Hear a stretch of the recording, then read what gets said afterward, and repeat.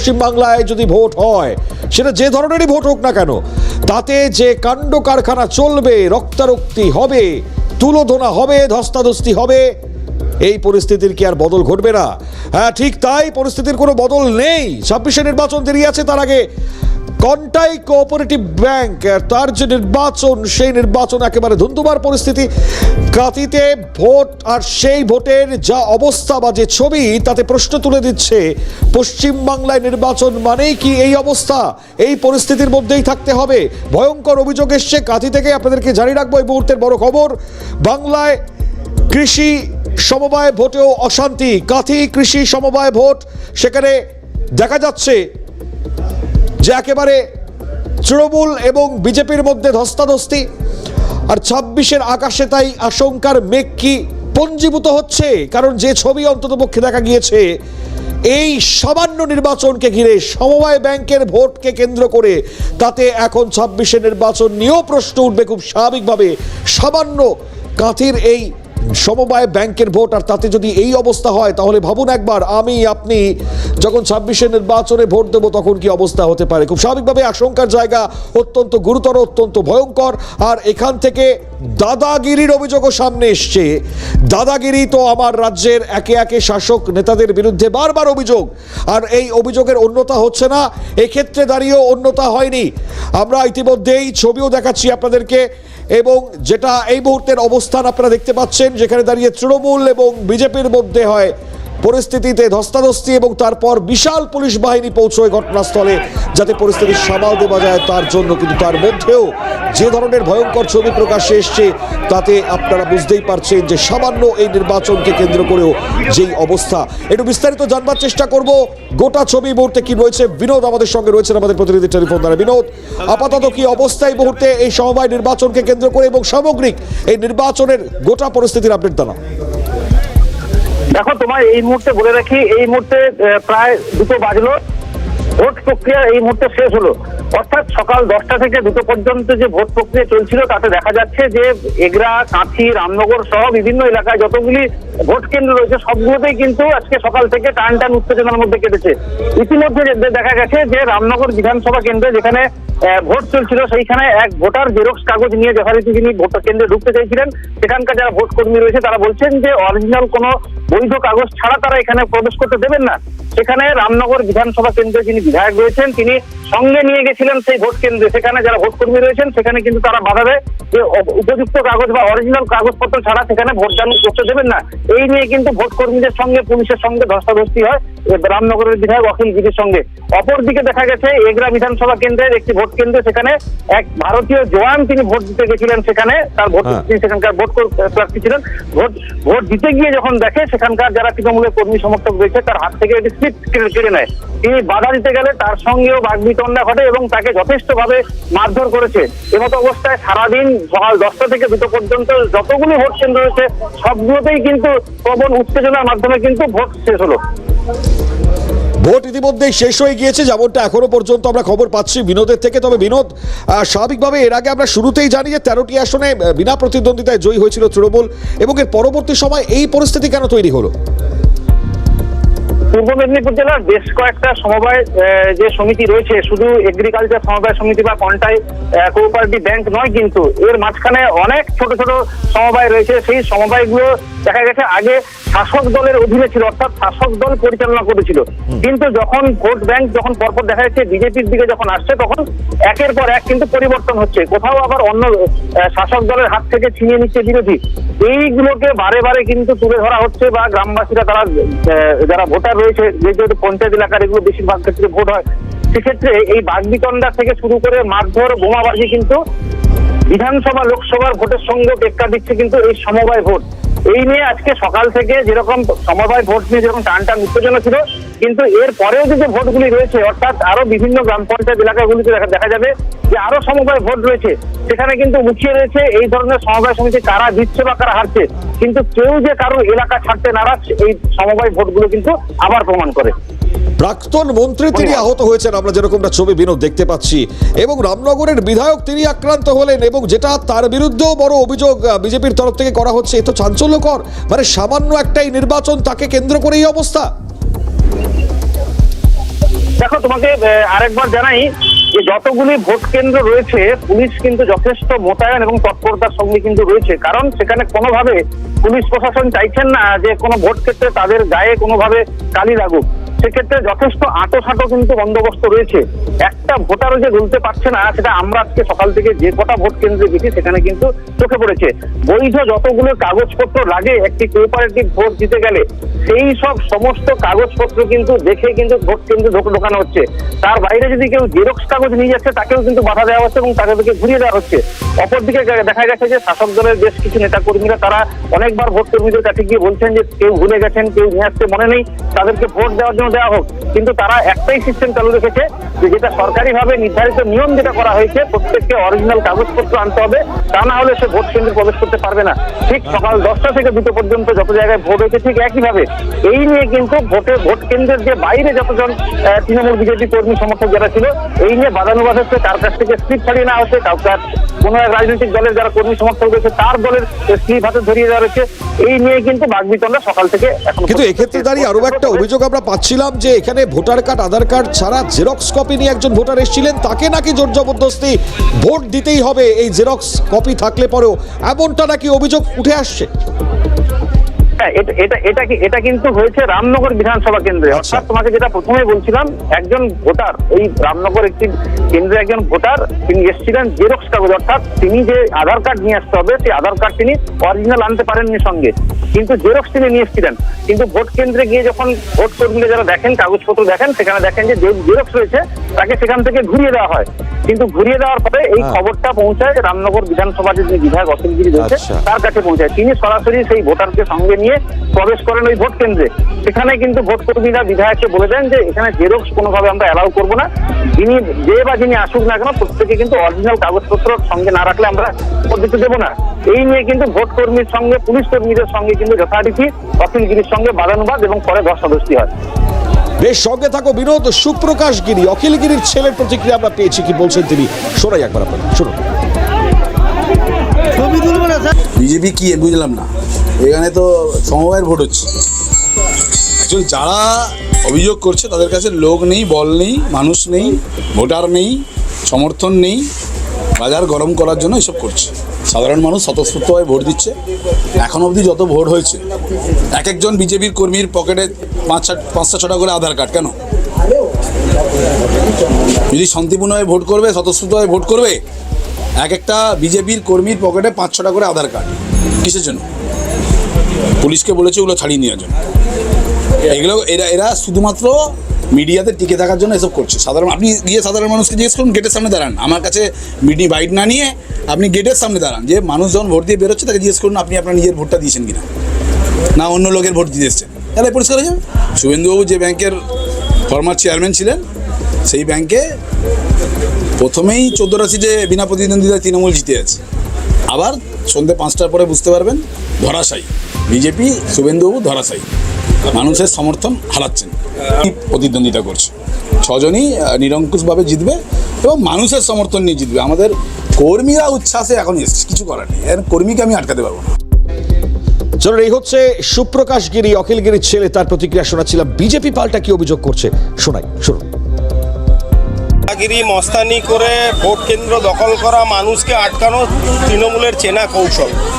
আর এই কৌশলে কাঁথিতে সহ বিভিন্ন জায়গায় ভোট কেন্দ্রগুলোর সামনে অবৈধ জমায়েত, আর সেই জমায়েত করে ভোটারদেরকে ভোটদানে বাধা দেওয়া এবং বিজেপির ভোট কেন্দ্র ভেঙে দেওয়া, এভাবেই এরা ভোট করতে চাইছে।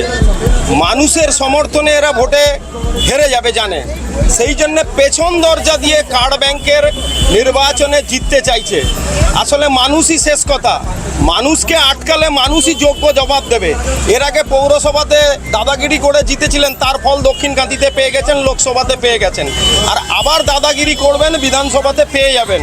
পেছন দরজা দিয়ে ক্ষমতা দখল করতে আসবেন না, পেছন দরজা দিয়ে ক্ষমতা দখল করতে আসবেন না, মানুষ তার যোগ্য জবাব দেবে। এবং তৃণমূলের চেনা ছক বা চেনা কৌশল, আর সেই কৌশলেই তারা এই ভোটেও বাজিমাত করতে চায়।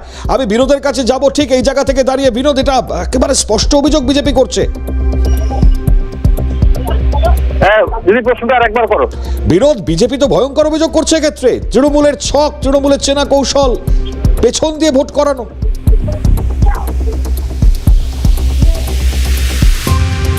বিনোদ, দেখো, যেহেতু এর আগে যে ভোটগুলি হয়েছে ঠিক একই প্রক্রিয়া হয়েছে বলে যেটা বিজেপি দাবি করছে, কিন্তু কন্টাই কোঅপারেটিভ ব্যাংকের নির্বাচন যখন হয়েছিল সেই সময় কিন্তু কেন্দ্রীয় বাহিনী দিয়ে ভোট করানোর কথা বলেছিল কিন্তু বিজেপি।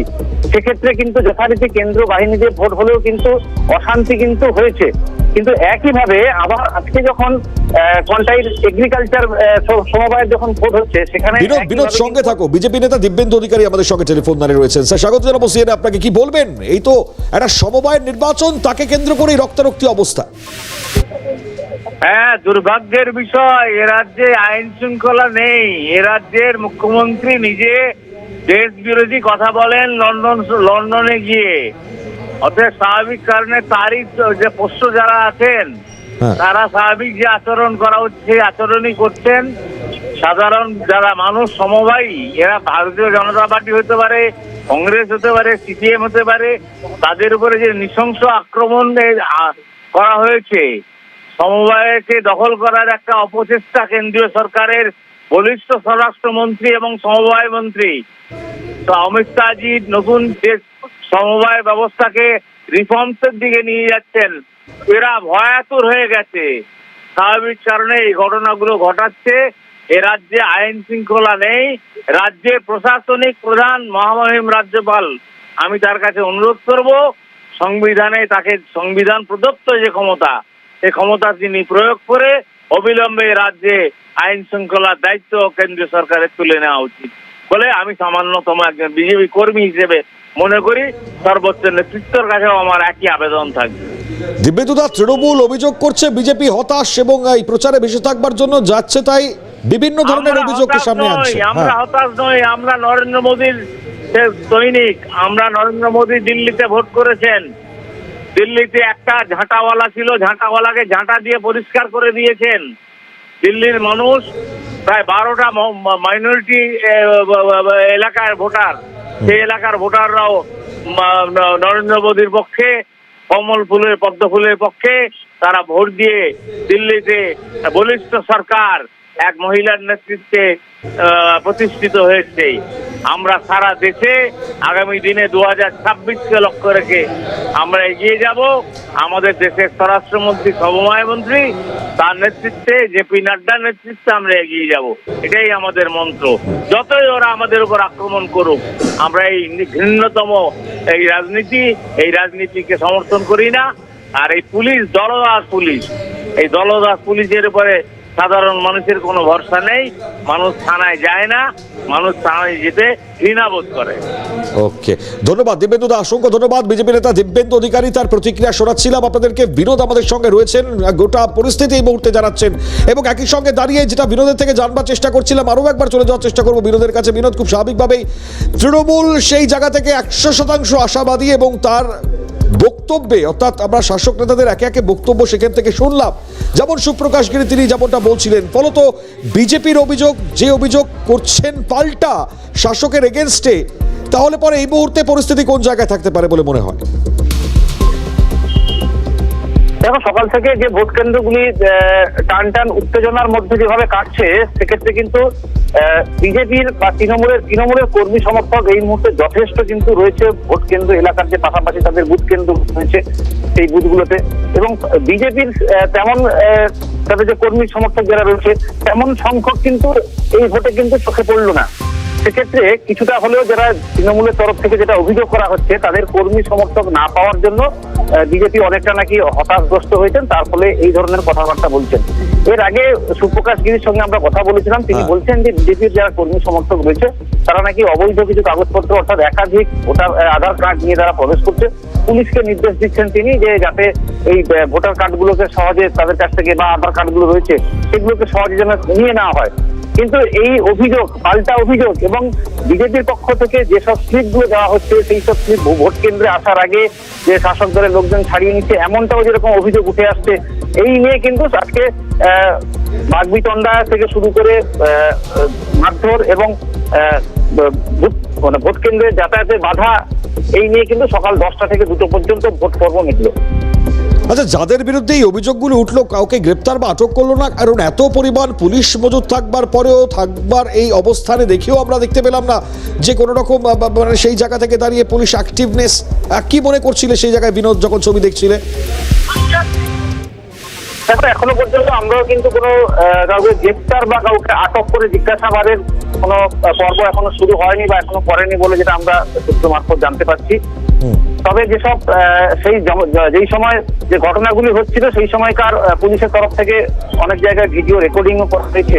এই রেকর্ডিং সূত্র ধরে হয়তো পুলিশ হয়তো পরের দিকে হোক বা হয়তো এই ভোট পর্ব যেহেতু চলছে এখন তারা উত্তেজনা রয়েছে, তারা হয়তো খতিয়ে দেখছেন বলে এমনটাও মনে করা যাচ্ছে। ঠিক ঠিক, সঙ্গে থাকো।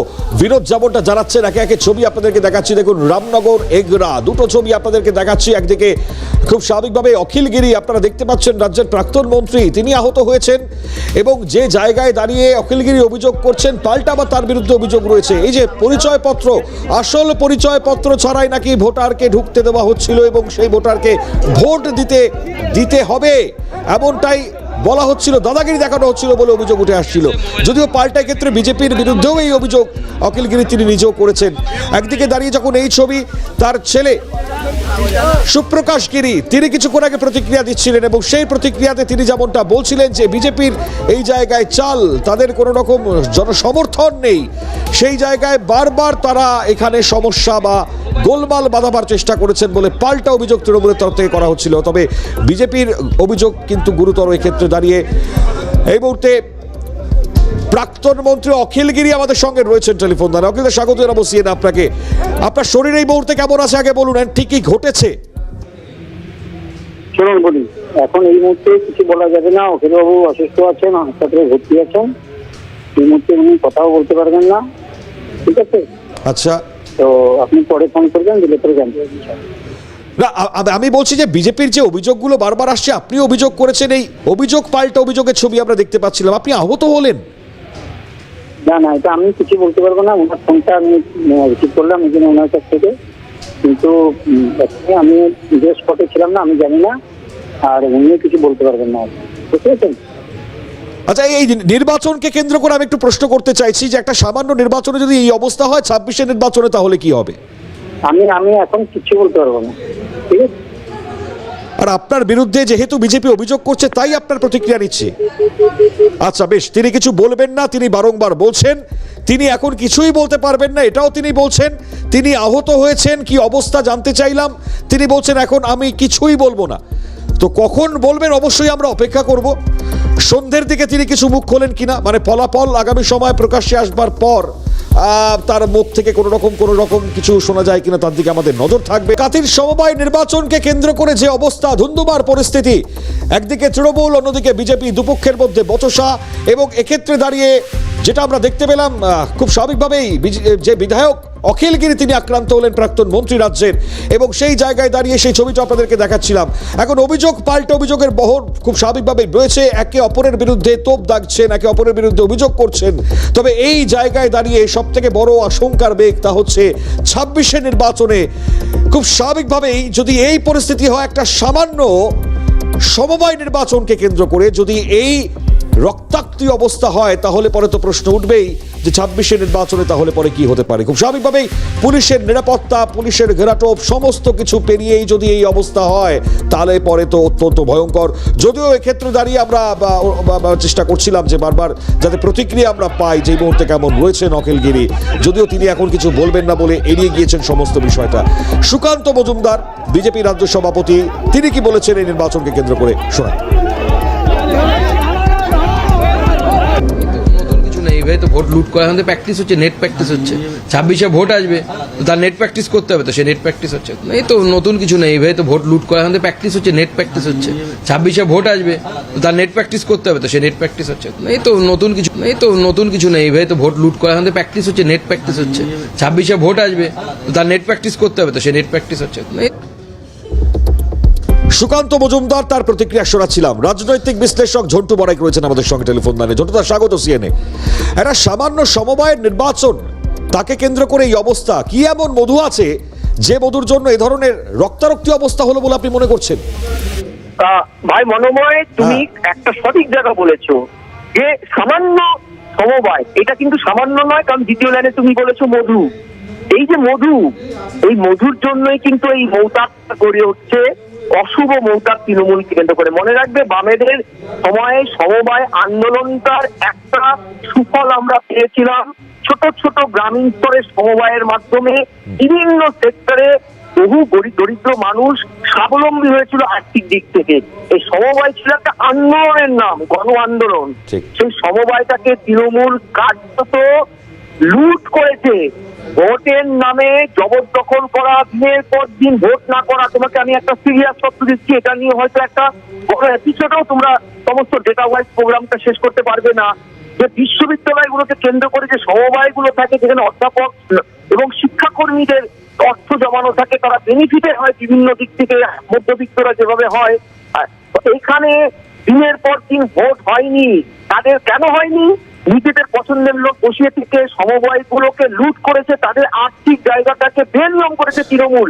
আর যেখানে হাইকোর্ট সুপ্রিম কোর্টের নির্দেশে ভোট হয়েছে, সে ভোটটায় গাজোয়ারি করে তারা এইটাকে দখল করতে চেয়েছে, কারণ এখানকার আর্থিক জায়গাটার বেনিয়ম করাটাই তৃণমূলের অন্যতম লক্ষ্য। এবং তোমাকে আরো বলি, আলিপুরদুয়ারে কোটি কোটি টাকা বেনিয়মে সুপ্রিম কোর্টকে ইন্টারভেনশন করতে হয়েছিল, এবং আজও মূল অভিযুক্তরা ধরা পড়েনি, পুলিশ ধরেনি। এটা এই চিত্রটা সার্বিক পশ্চিমবঙ্গের সমবায়গুলোর ফলে।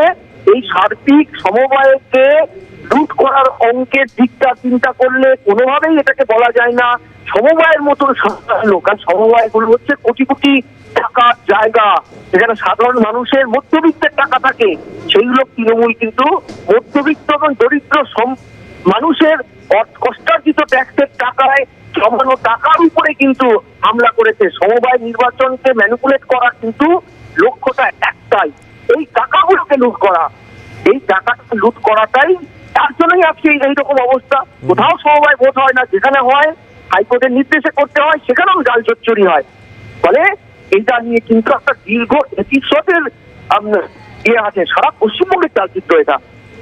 মানে সেই কারণে কি ঝন্টুদা বিধায়ক বচসায় জড়িয়ে পড়ছেন, প্রাক্তন মন্ত্রী বচসায় জড়িয়ে পড়ছেন, আহত হচ্ছেন, আমরা দেখতে পাচ্ছি। মানে এই হচ্ছে সেই মধু।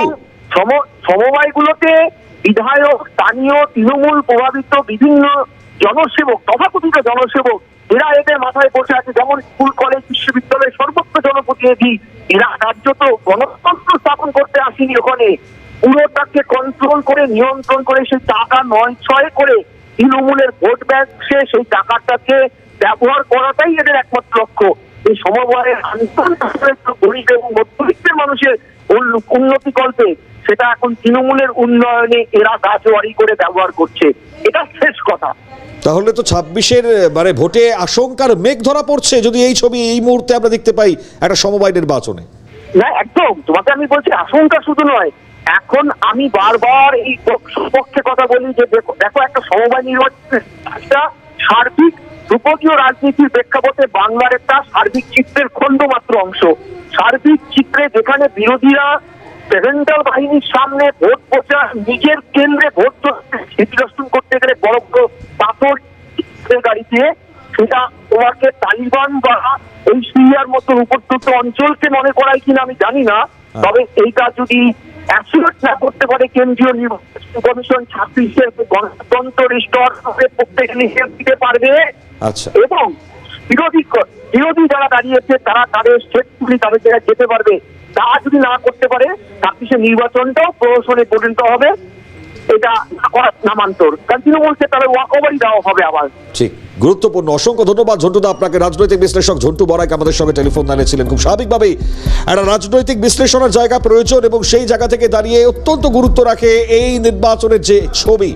আগামী সময় অবশ্যই দেখবার থাকবে যে এই নির্বাচনের পরবর্তী এফেক্ট কি যাচ্ছে, কি হচ্ছে, বিজেপির তরফ থেকে পাল্টা কি বলা হচ্ছে, শাসক দলই বার কি বলছে। দুটো নিউজ রুম এখানে সময় নেই, আর শেষ করতে হচ্ছে। অন্যান্য সব খবরের জন্য আপনাদের নজর থাক ক্যালকাটা নিউজে।